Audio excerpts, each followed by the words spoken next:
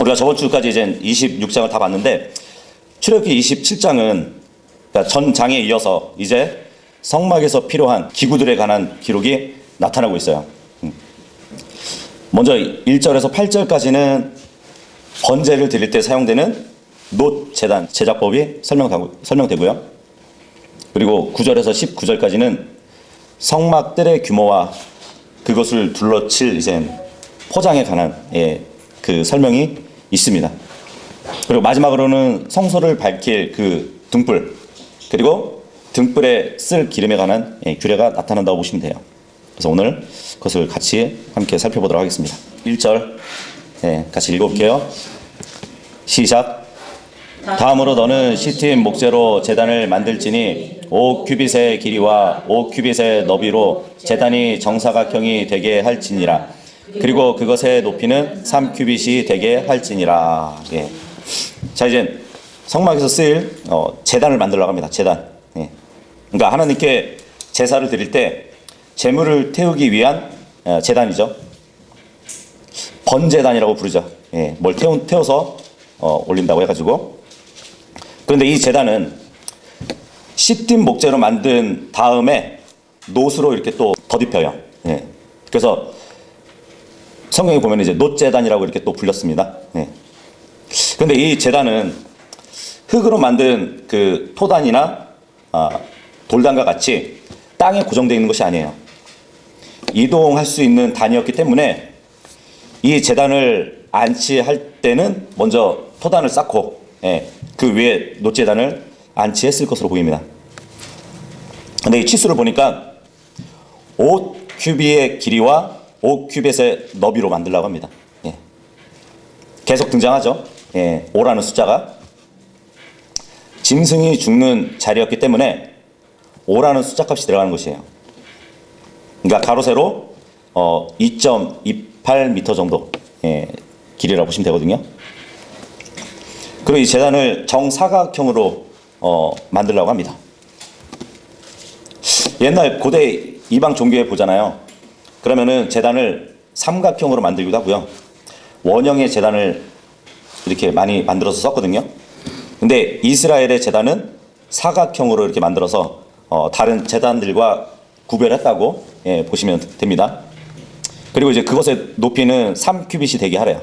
그러니까 제단 높이가 1.37m 정도.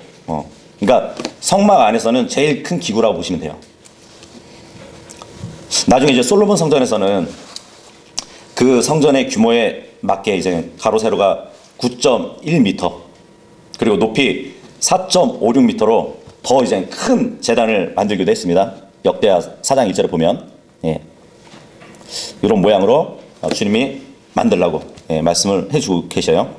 2절 읽겠습니다. 시작. 그리고 너는 그것의 모서리들 4개 위에 그것의 뿔들을 만들지니라. 그의 뿔들은 같은 것으로 이루어져야 하나니 너는 그것을 놋으로 입힐지니라. 제단 내 모퉁이에 뿔이 있대요. 뿔. 돌출되어 있는 걸 얘기하는 거잖아요. 그죠? 이제 제사장은 손가락에 속죄 제물을 드릴 때 먼저 피를 적셔가지고 이 뿔에다가 발랐거든요. 희생 제물에 피를 바른다는 것은 하나님께서 그 피를 받으시고 인간의 죄를 용서해 달라고 간구하는 그런 행위였습니다. 그리고 이 희생 제물을 올리기 전에 희생 제물을 잡기 전에 이 뿔에다가 묶어두기도 했었어요. 그리고 이 뿔이 역할이 또 어떤 역할이 있었냐면 어떤 사람이 과실로 죄를 짓잖아요. 범죄하게 되잖아요. 그러면은 자신의 억울함이 있으면은 이 제단에 와서 뿔을 잡아요. 그러면 그 사람을 죽이지 않았거든요. 그래서 이 제단 뿔을 잡는다는 것은 하나님의 은혜, 하나님의 보호를 상징하는 뿔이라고 보시면 됩니다. 뿔을 뜻하는 히브리어가 이제 케렌인데 이제 원래 동물의 뿔을 가리키는 말이었어요. 대표적으로 이제 뿔 있는 짐승 하면은 신명기 33장 17절에 보면은 유니콘이 나오거든요. 유니콘의 뿔을 볼 수 있단 말이죠. 보통 뿔을 가지고 있는 동물들은 상대를 공격할 때 보면은 그 뿔을 사용하기 때문에 예. 뿔은 힘이나 어떤 능력의 상징으로 보여줄 수 있거든요. 그래서 그러한 의미를 둬가지고 다윗도 이제 여러 번 시편에 주님은 나의 구원의 뿔이라는 기록을 해주고 있단 말이죠. 그리고 이제 뿔이라는 말은 하나님의 선택된 그 백성들의 힘 그리고 능력을 상징하기도 합니다. 시편 148편 14절이나 이제 에스겔서 29장 21절에 보면은 기록이 되어 있고요. 그리고 이제 우리 예수님이 재림을 하는 그 장면을 하박국 대언자가 하박국서 3장 4절에 그렇게 기록을 하거든요. 예수님이 못 박혔을 때 여기 구멍이 났잖아요. 그죠? 근데 그 주님의 손에서 뿔이 나온다고 기록을 하고 있어요. 하박국서 3장 4절에 보면 못 박히신 예수님의 손에서 그분의 권능이 감춰졌다는 그 기록을 하고 있단 말이죠. 어쨌든 뿔은 힘이나 능력을 상징한다고 보시면 됩니다. 자, 그리고 이 놋은 너는 그것을 놋으로 입힐지니라 이렇게 돼 있죠. 놋으로 입힐지니라. 이 놋이라는 것은 비교적 불에 강한 물질이거든요. 그래서 제단이 불에 손상당하는 것을 이제 막기 위해서 놋으로 입혔다 보시면 돼요. 이 놋이라는 것은 성경에서 하나님의 공의 그리고 하나님의 심판을 상징하거든요. 민수기 21장 9절에 보면은 이스라엘 백성들을 심판하기 위해서 주님이 불뱀을 풀어놓잖아요. 심판하기 위해서 불뱀을 풀어놓는데 나중에 놋뱀을 세우셔가지고 그것을 보면 살 수 있도록 해주셨단 말이죠. 그래서 주님의 공의와 심판을 상징하는 것이 놋이에요. 제단 위에서 피를 흘리면서 희생될 그 제물들은 장차 이제 십자가에서 죄인들을 위해서 피 흘려 돌아가실 그 예수 그리스도, 그리고 이 번제단은 그 십자가를 예표하는 것으로 우리는 이해해 볼 수 있거든요. 뭐 제사장들은 다른 사람들을 위해서 헌물을 드리잖아요. 근데 제사장들조차도 죄인이거든요. 그래서 자신을 위해서도 헌물을 드려야만 했어요. 근데 예수님 같은 경우는 단 한 번도 죄를 짓지 않으셨기 때문에 자신을 위해서가 아니라 다른 사람들을 위해서 희생하신 분이에요. 그죠? 보통 제사장과 다르신 제사장이시란 말이죠. 그리고 이제 성경에 보면 이제 예수님은 하나님의 뜻에 따라서 자신을 희생하셨다는 이 말씀을 해주고 계시는데, 예수님은 사람이 아니라 자신의 하나님이시면서 희생물로 드렸다는 얘기예요. 그래서 아버지 하나님께서는 예수님을 또 헌물로 이렇게 받으셨죠. 이사야서 53장 10절에 보면 그럼에도 그를 상하게 하는 것이 주를 기쁘게 해드렸도다. 하나님이 보실 때 십자가에 달리신 그 예수님을 보고 기뻐하셨대요. 좀 이해가 안 가죠? 고통당하시고 죽으시는데 그 모습을 보고 기뻐하셨대요. 그분께서 그를 비통함에 두셨도다. 당신께서 그의 혼을 죄를 위한 제물로 만드실 때 그는 자신의 씨를 볼 것이요 그가 자신의 날들을 연장할 것이요 주의 기쁨이 그 손 안에서 형통하리라. 그러니까 하나님은 아들의 고통을 즐겼다는 그 말씀을 하는 것이 아니라 주님은 제단의 제물이 탈 때에 백성들의 죄가 함께 타는 그 냄새를 맡으시거든요. 흠양하시거든요. 죄가 함께 번제단에서 탈 때 그 냄새를 맡으시고 기뻐하신단 말이죠. 마찬가지로 예수님이 십자가에 달리셨을 때 죄를 제거하시는 어린 양이 제물로 바쳐질 때 얼마나 주님께서 크게 흠양하시겠어요. 그죠? 그 말씀을 해주시는 거거든요. 본문에 돌아와서 3절 읽겠습니다. 3절 시작. 그리고 너는 그의 죄를 받는 그의 재판인 판들과 그의 부삽들과 그의 대하들과 그의 고기 갈고리들과 그의 불판들을 만들지니 너는 그것의 모든 기물들을 놋으로 만들지니라. 그리고 너는 그것을 위하여 놋으로 격자망을 만들지니 너는 그 그물 위에 4개의 놋 고리들을 만들되 그것의 모서리들 4개에 만들지니라. 제단이 있으면 이제 제단의 부속으로 쓸 여러 가지들을 이제 기록을 하고 있거든요. 제대를 받는 제바지판. 예. 제단 위에서 이제 기름과 섞여가지고 타게 되면은 그 제물의 재가 이렇게 밑에 떨어지잖아요. 예. 그것을 담는 판이 있어야 되고요. 그리고 이제 부삽이 있어야 됩니다. 부삽. 그러니까 다 타고 난 희생물 그 재를 제단으로부터 이제 통에 담는, 그죠? 퍼가지고 통에 담는 그 삽을 얘기하고요. 그리고 이제 대야가 또 있다고 하죠. 제단 위에 놓인 희생물들을 태우기 전에 피를 빼야 되거든요. 그러면은 그 피를 통에 담는 그 그릇을 얘기해 주고요. 그리고 고기 갈고리라고 되어 있는데, 고기 갈고리는 이제 사무엘하 2장 13절에 보면은 새 갈래로 포크 모양, 포크 모양, 여기 그림 보시면은 삼지창이죠. 네. 새 갈래로 된 포크라고 보시면 돼요. 그러니까 고기를 올리기 전에 그 고기를 이렇게 제단 위에서 각을 막 뜨거든요. 아마 그것을 골고루 이렇게 펴는데 쓰였던 갈고리라고 보시면 될 것 같아요. 그리고 이제 불판이 기록이 되어 있는데, 불판, 제사장은 아침 저녁으로 번제단의 불을 그릇에 딱 담아가지고 향을 피워야 됐어요. 향을 피우는데 아무 불로 쓰면 안 되거든요. 그래서 번제단의 불을 담아가지고 향을 딱 피우는데 썼단 말이죠. 자, 그리고 사절에 보면 그물 나오죠. 그물. 사절에 보면 그물 나오는데, 번제단 위에 걸쳐 놓는 망을 의미한단 말이죠. 뭐 쉽게 생각하면은 우리 고깃집에서 그 고기망을 넣고 위에다가 고기를 올려서 구워 먹잖아요. 그 망을 얘기해 주는 겁니다. 5절하고 6절 읽겠습니다. 시작. 그리고 너는 제단의 외곽 아래에 격자망을 밑으로 달아 그 그물이 제단의 한가운데서 평평하게 되게 할지니라.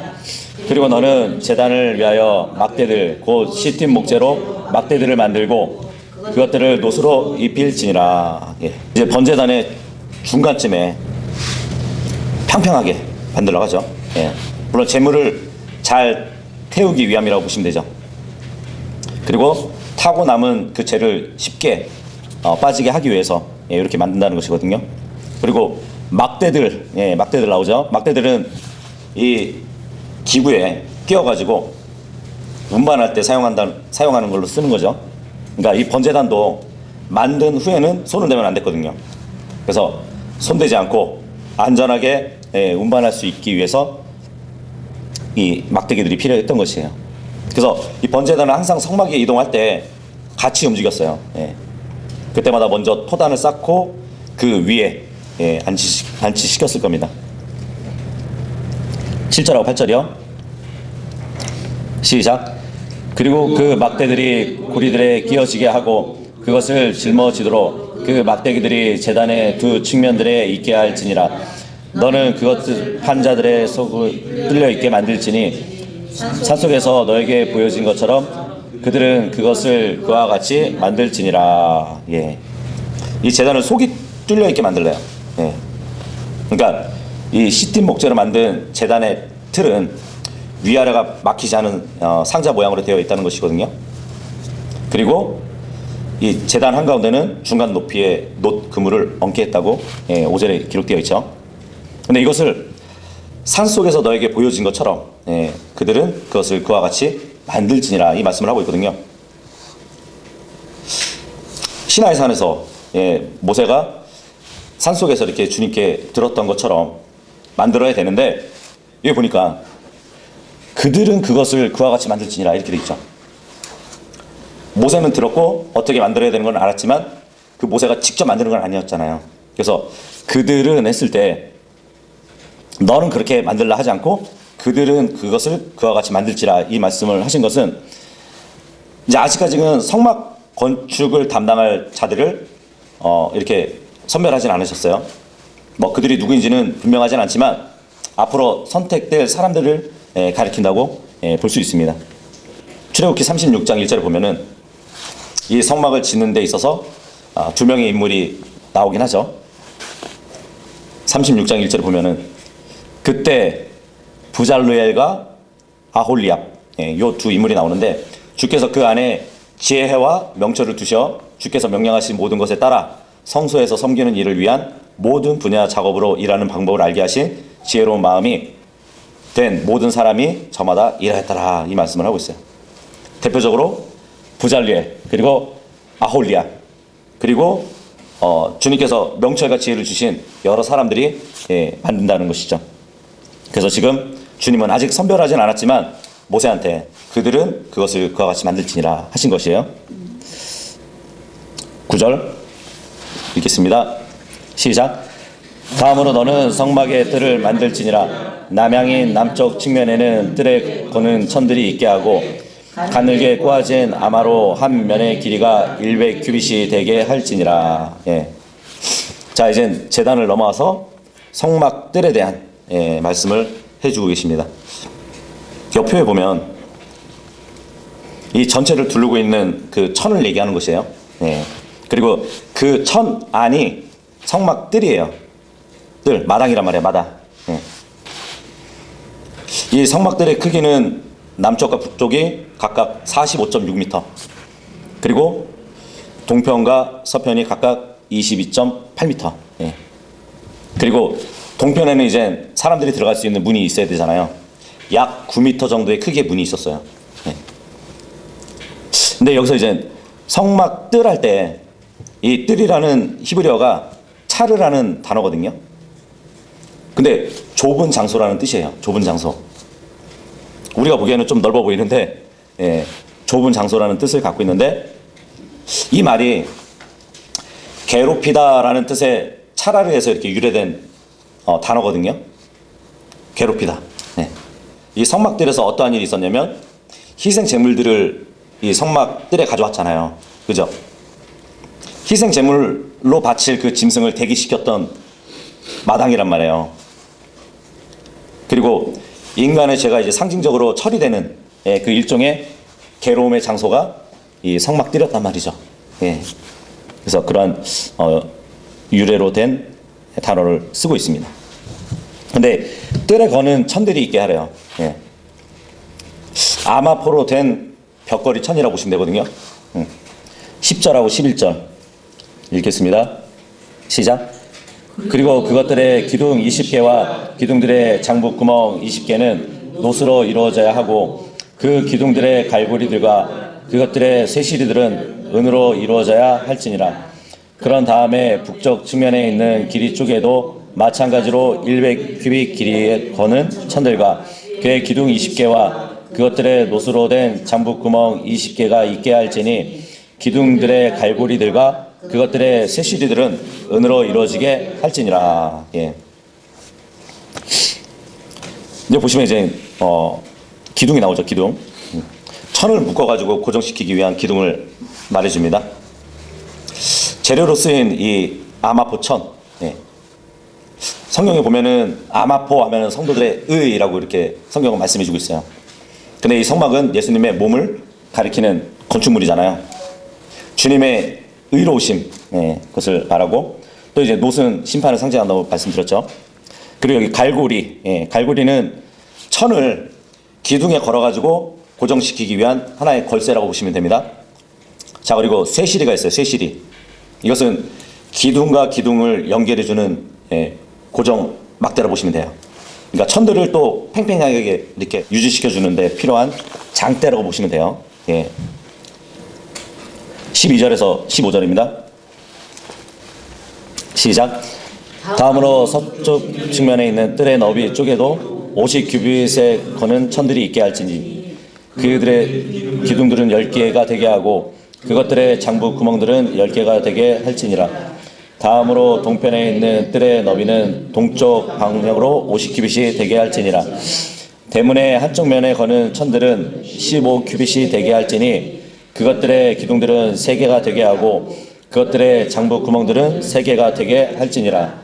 그리고 다른 면에 거는 천들은 15규빗이 되게 할지니, 그것들의 기둥들은 3개가 되게 하고 그것들의 장부 구멍들은 3개가 되게 할지니라. 여기 12절 보시면은 남쪽과 북쪽에 쳐진 그 아마포 천의 너비는 100규빗, 그리고 서쪽으로는 50규빗. 이 성막의 뜰은 직사각형의 모양이었어요. 예.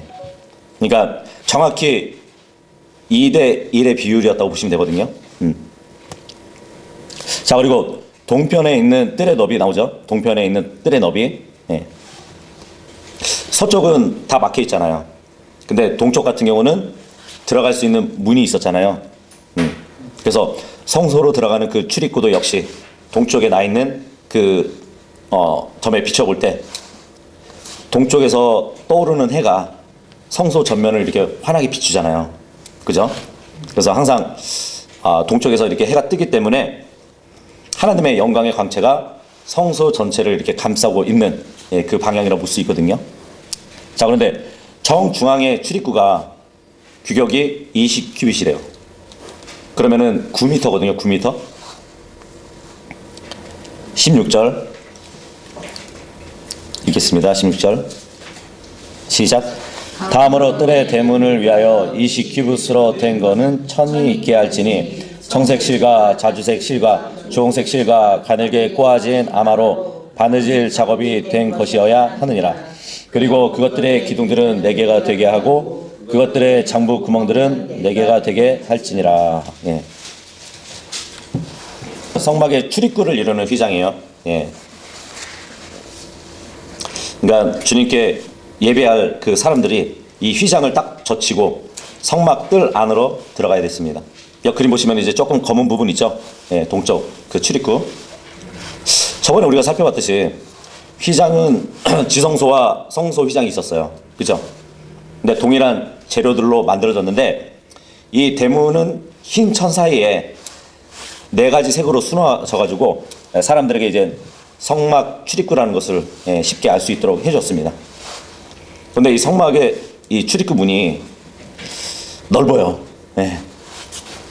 매우 크거든요. 그죠? 20큐빗이면은 9m잖아요. 성경에 보면은 이제 그런 말씀 있잖아요. 주님은 좁은 문으로 들어가라고. 그죠?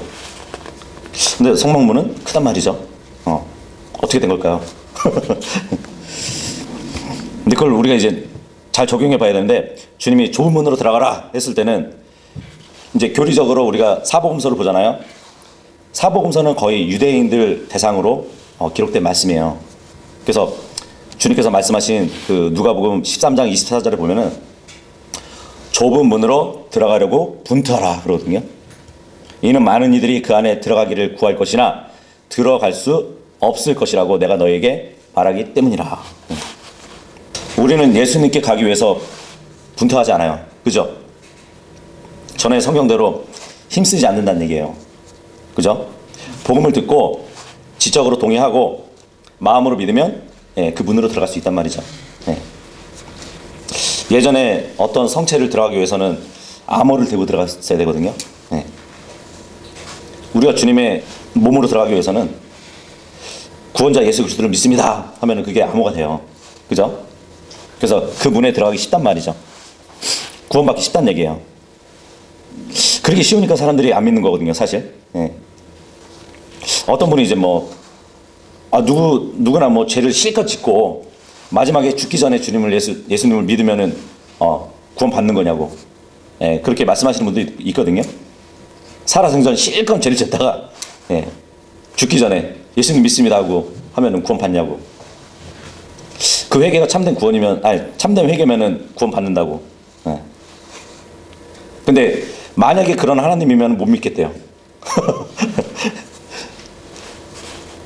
모르겠어요. 자기는 죽기 전까지 선하게 살다가 지옥 간다면은 억울한 일이라고 이렇게 생각을 하는지 모르겠지만, 그래서 심판하시는 하나님은 불공평하다고 말을 하겠지만 착각을 하는 것이죠.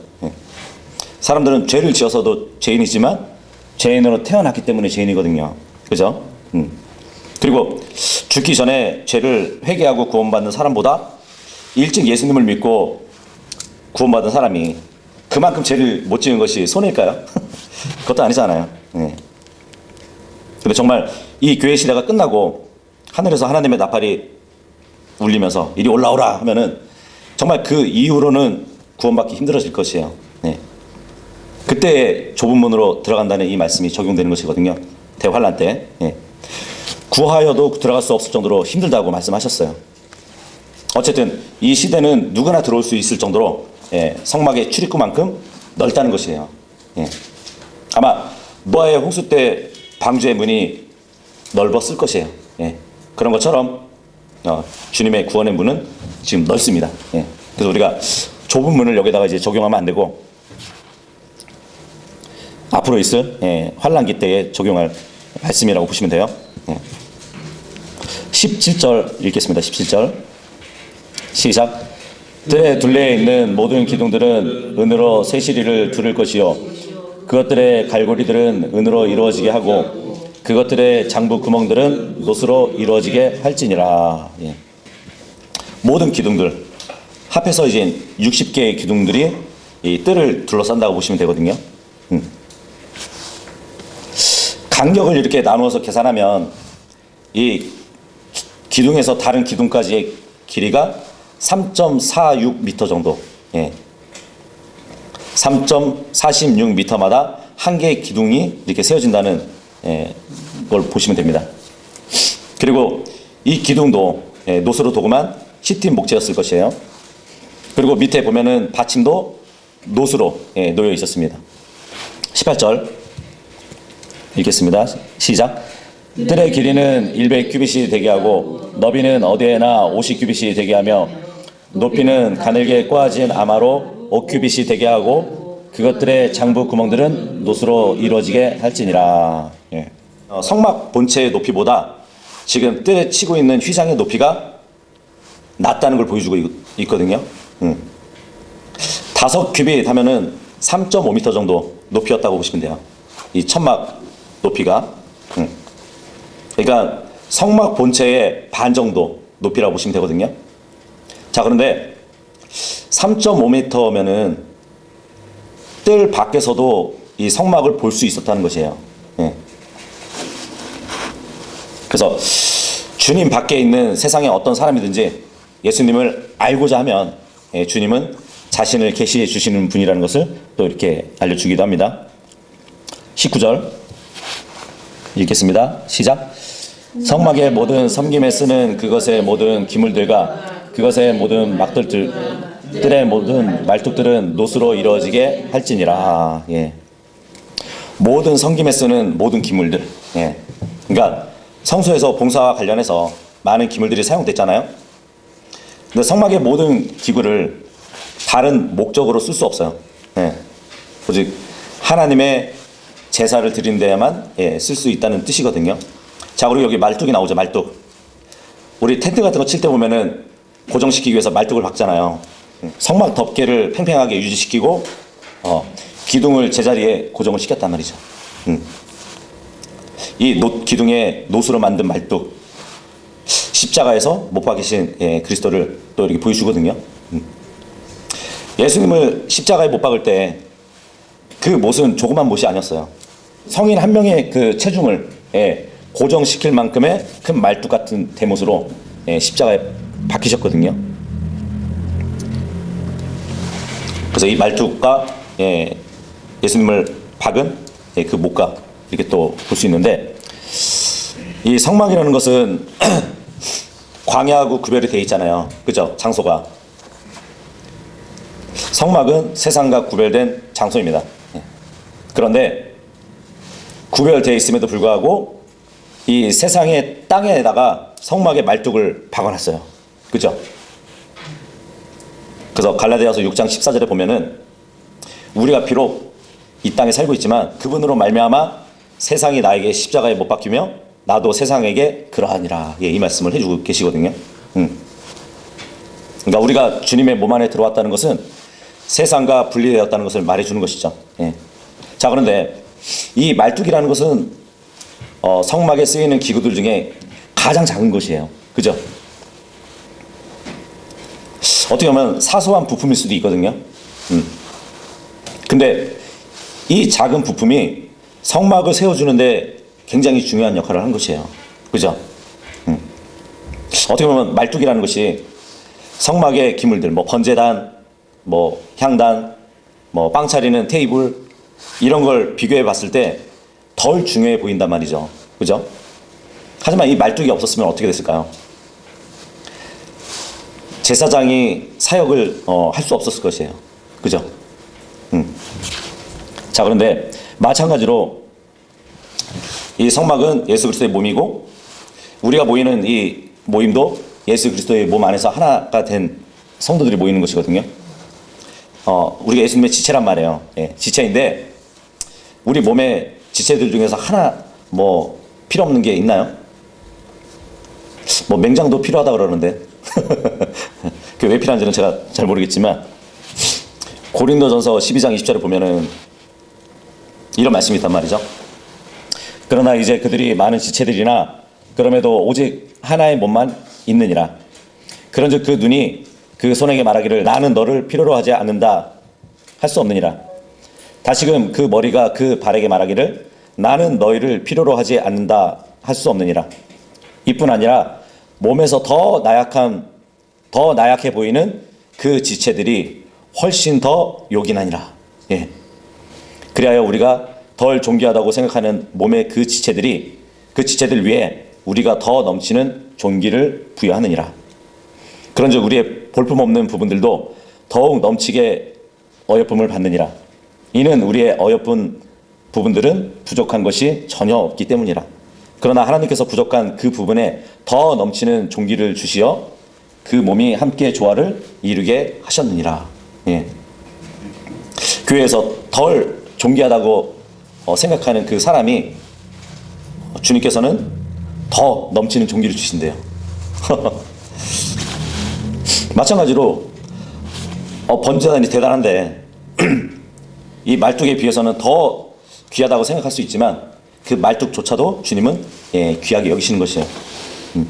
그래서 바울은 인간의 몸과 지체를 그 관계를 비유로 들어가지고 교회의 통일성 그리고 다양성을 이렇게 설명한 것인데 손과 발이 서로 대적한다 할지라도 한 몸에 붙어 있기 때문에 그죠?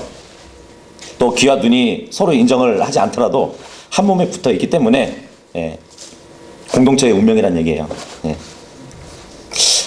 손과 발과 눈, 뭐 귀 서로의 기능이 다르잖아요. 생김새도 다르고. 하지만 이 지체들이 자신의 기능을 다하지 못하면 어떻게 되죠? 다른 지체들에게 또 영향을 준단 말이죠. 그러니까 몸의 각 지체가 다른 지체보다 쓸데없다고 하지는 못할 것입니다. 아무리 작은 뭐 은사를 가졌다 할지라도 그런 성도가 있다 할지라도 교회 안에서는 성도들이 서로 무시하고 멸시할 수 없다는 그 교훈을 해주고 있는 것이에요.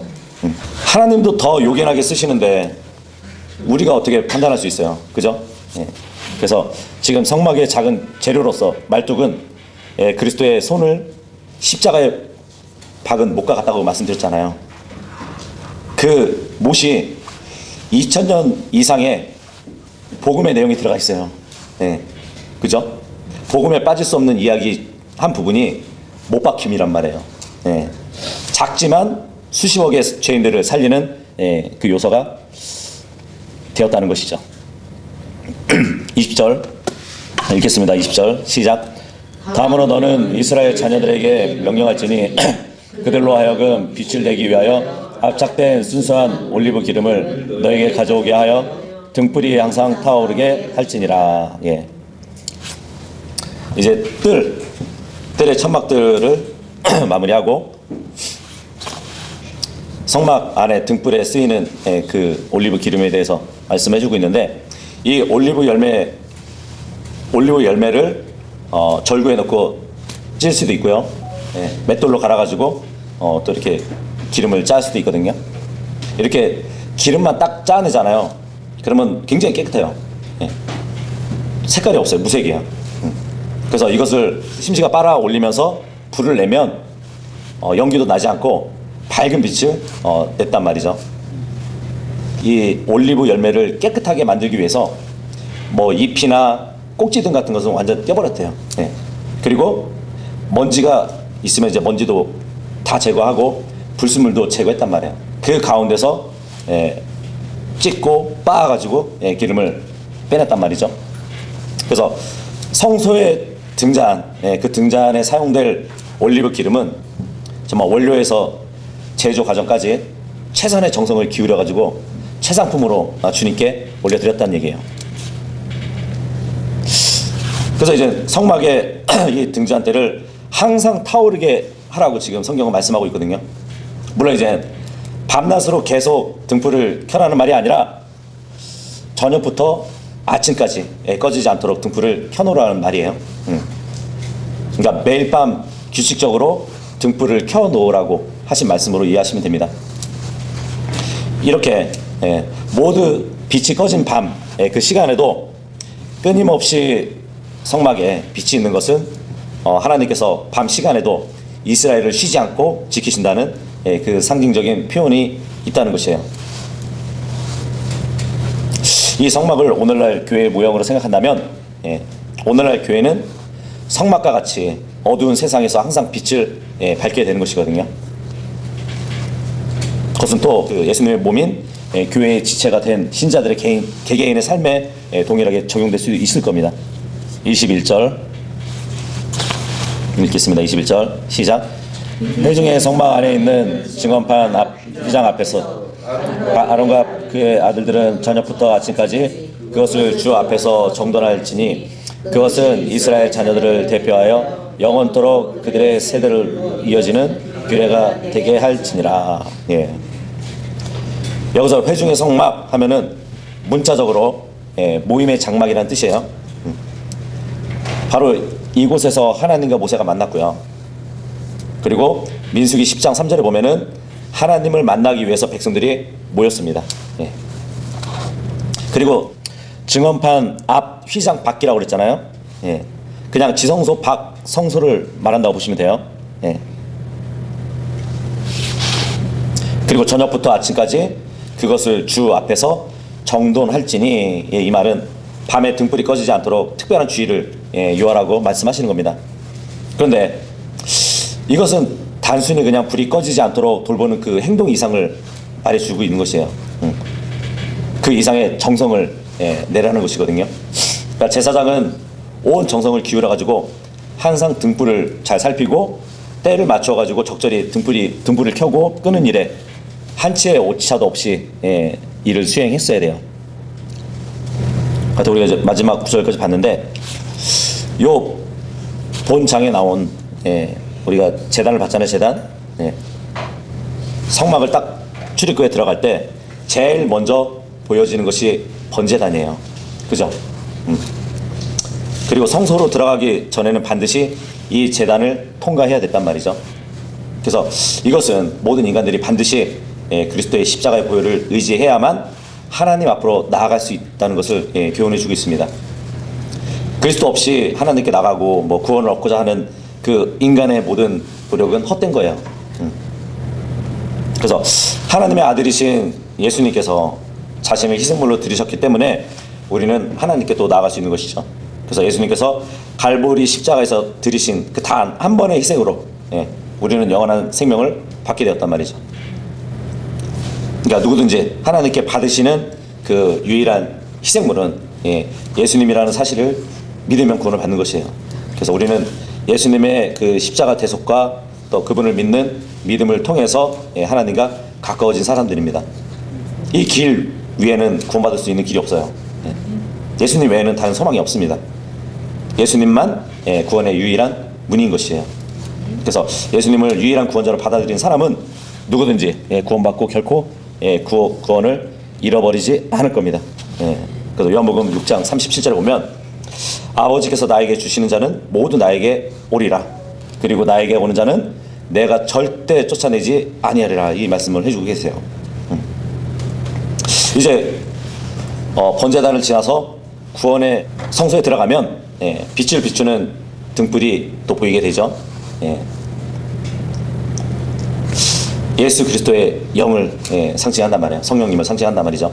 그래서 그 유일한 빛이시고 죄의 어둠을 몰아내시고 구원의 길을 비추는 그 등불을 보게 된다는 것이에요. 그래서 성도들은 이 세상에 동화되지 말고 오직 예수님을 바라보고 살아야 한다는 것을 교훈해 주고 있습니다. 이 시대가 아무리 어두워도 주님의 빛은 끊임없이 빛나고 있어요. 중요한 것은 우리는 올리브 기름을 절구해 놓고 짜내듯이 예, 우리의 삶으로 성령님의 일을 드러내야 됩니다. 예. 그렇게 할 때 우리들의 거룩한 삶을 통해서 주님의 빛이 더욱 찬란하게 비추어가지고 이 어두운 세상을 밝히고 또 어둠의 사탄 세력과 싸워서 승리할 수 있는 것이거든요. 그래서 우리 모두가 그러한 삶을 살 수 있기를 바라겠습니다.